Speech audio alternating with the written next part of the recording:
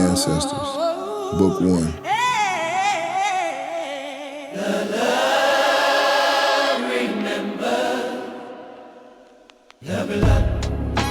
Chapter 2, Rue Dumas Botanica.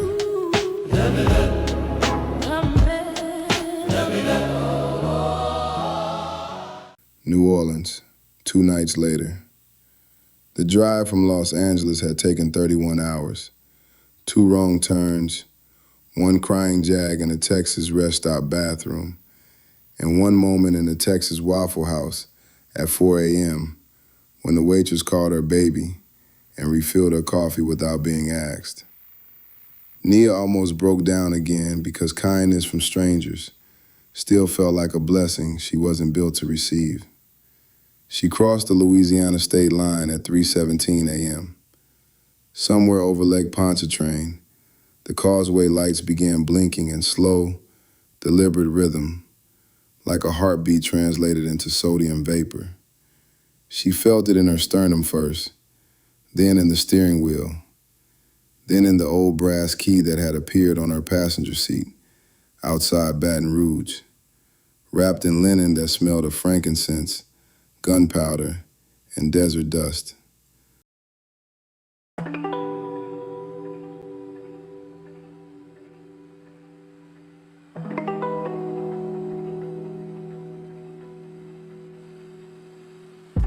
Rue Dumas Botanica sat on a corner that maps insisted was North Rampart, but felt older than the street signs.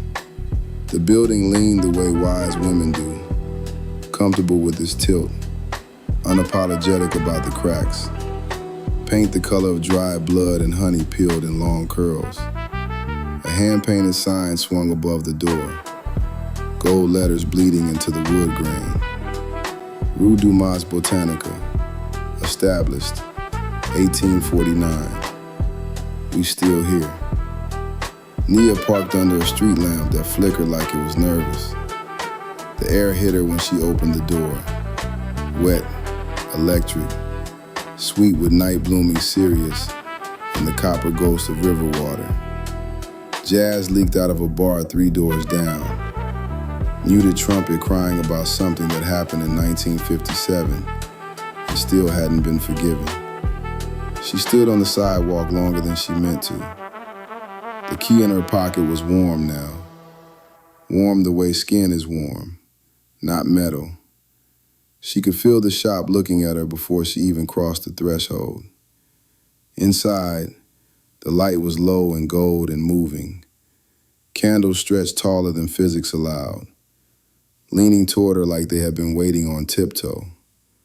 Rosemarie Laveau was behind the counter, sleeves rolled high, forearms traced with faint green V's that had not been there a heartbeat earlier. Her locks were wrapped in green and gold silk tonight, cowrie shells clicking soft whenever she moved. She did not look surprised. She looked relieved. The way you look when the last piece of a puzzle you have carried for decades finally slides home. The moment Nia crossed the threshold, the papyrus fragment against Rosemarie's heart flared so hot she had to steady herself on the counter. 17 centuries collapsed into one inhale. Nia, Rosemarie said, voice rough with welcome and something close to tears. took you long enough, Sherry. Nia's mouth opened, closed. You felt that from the state line? I felt that the day you were born. Rosemarie rounded the counter slow, like approaching a wild thing that might still bolt. Your great-great-granddaddy been pacing the current like a man waiting on a late train. Said the 6th daughter will have his eyes and twice the stubborn. Tyreek Baptiste, 21 going on ancestral, looked up from the wooden chair where he had been scrolling beats on his phone. Lean, sharp-eyed, half-smile permanently locked and loaded. Deep brown skin, short twists, thrifted Saints jersey 2 sizes too big over a plain white tee that had seen better decades. He took one look at Nia, and the half-smile widened into something dangerous and soft. Damn. He drawled, stretching a word like taffy. The download just walked in looking like that? Universe, wow for this one. Lily McKay, light beige skin, warm under the candlelight. Blonde curls fighting a dark silk headscarf. Gray-green eyes that saw too much. Elbowed him without looking up from her tablet. Tyreek, boundaries. What? I'm appreciating the firmware update. Respectfully. Rosemary ignored them both. She took Nia's hands, calloused from years of turning soil and turning pages, and turned them palm up like she was reading a map only she could see. You feel them yet? She asked quiet. Nia did not have to ask who. The hum that had followed her across 4 states was suddenly inside the room, inside her bones, inside the candles that bent toward her like supplicants. I feel something. Nia admitted. Her voice cracked on the last word. That's him saying hello. Rosemary's thumbs traced the faint gold lines already threading Nia's palms.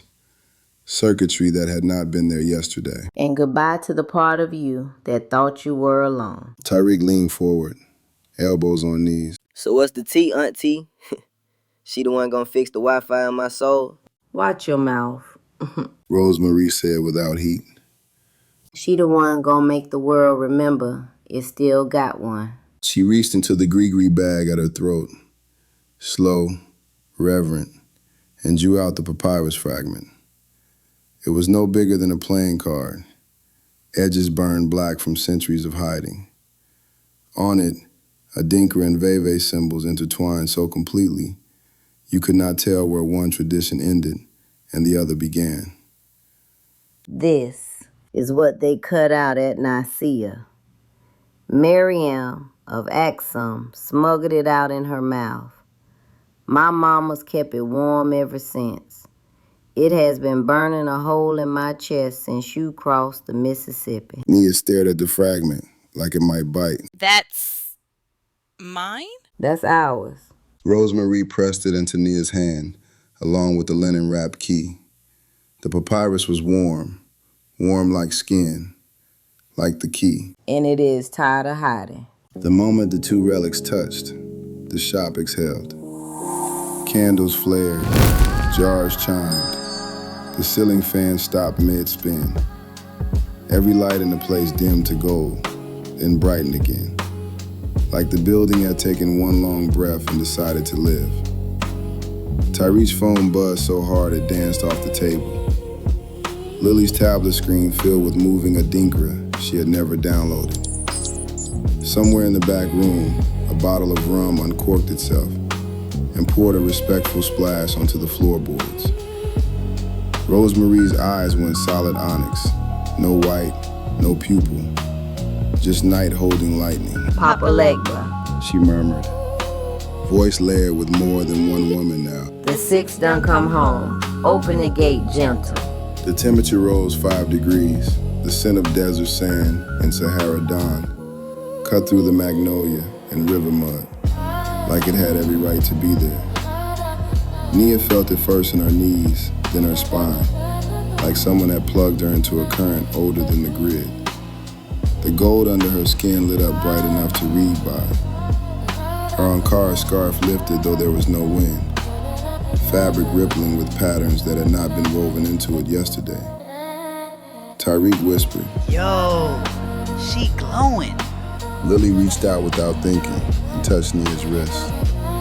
The contact sent a jolt through them both, Lily's eyes flashing violet for a heartbeat, mirroring pain she had not earned yet. Nia looked down at her hands. The lines were not just glowing now, they were moving. Sankofa turning slow, deliberate. The bird finally ready to fetch what was left behind. Rosemary's smile was small, fierce, and ancient. Welcome home, Conduit. She said. The circle been waiting on this missing note. Then she turned to Tyreek and Lily, eyes still black glass. Y'all can stop pretending you ain't planning on fucking when we walk out of this room. Tyreek choked on air. Lily went crimson under her freckles. Rosemary just laughed, low and satisfied, and went to lock the front door.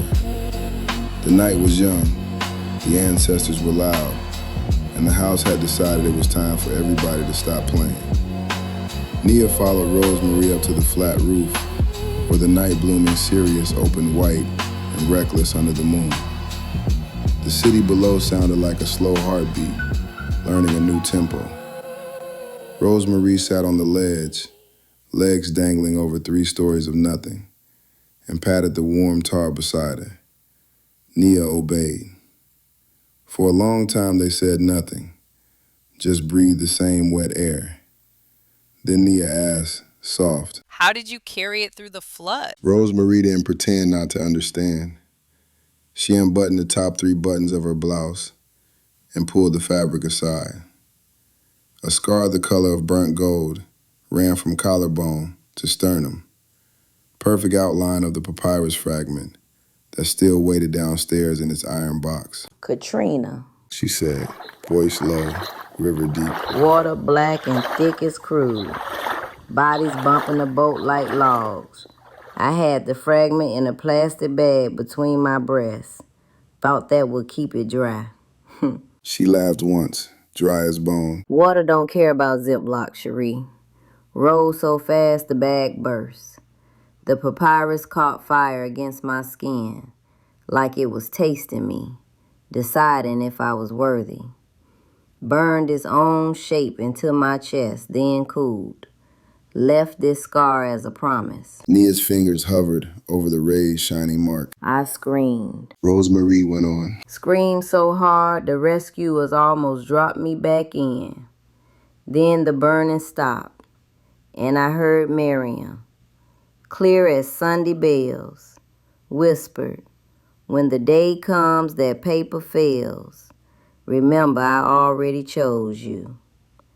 Been waiting ever since for the day the paper finally burns for good. She looked at Nia then, really looked. Your great-great-granddaddy been pacing the current for 118 years, waiting on somebody strong enough to carry him without breaking. One day, that fragment downstairs gonna burn itself out, and I'll carry Miriam in my blood instead of in a box. Same way you carrying Elijah in cold instead of in photographs. Same weight, different water. Nia's eyes filled. I'm scared. I'll drop him. Rosemarie cupped Nia's cheek with a palm that smelled of frankincense and gunpowder. Bring him to me when the weight gets too loud. I carried Miriam through flood water and gunfire. I can carry your granddaddy too, till you ready to take him the rest of the way home. The Sirius released its perfume, heavy and sweet. Somewhere down on Royal, a trumpet cried about lost love and found grace. Nia leaned her head on Rosemarie's shoulder. The scar pulsed once, warm, patient, waiting. Like a second heartbeat counting down to the moment it will finally open and swallow the last piece of paper whole. The blood remembered, and it had finally come on. The blood